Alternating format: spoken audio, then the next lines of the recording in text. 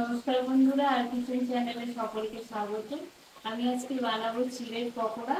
চলুন তাহলে ভিডিওটি শুরু করা যাক। তার আগে যদি চ্যানেলে নতুন হয়ে থাকেন অবশ্যই চ্যানেলটি সাবস্ক্রাইব করবেন এবং পাশে থাকা বেল আইকনটি প্রেস করবেন।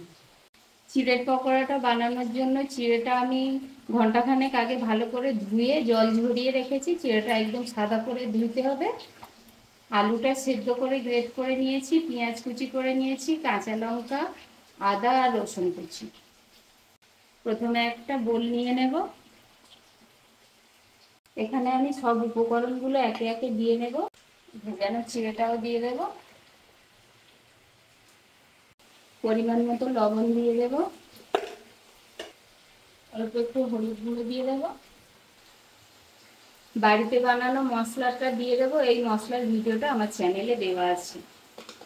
আর অল্প একটু গরম মশলা দিয়ে দেব। এবার উপকরণটা আমি ভালো করে মিক্স করে নেব। সব উপকরণগুলো আমি ভালো করে মেখে নিয়েছি। এবারে পকোড়াগুলো ভেজে নেব।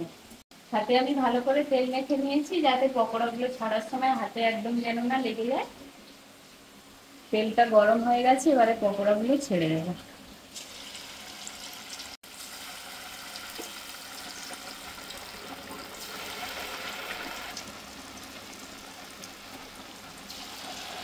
পকোড়া আমার রেডি হয়ে গেছে। সসের সাথে খেতে দারুণ লাগবে। ভিডিওটি কেমন লাগলো অবশ্যই কমেন্টে জানাবেন।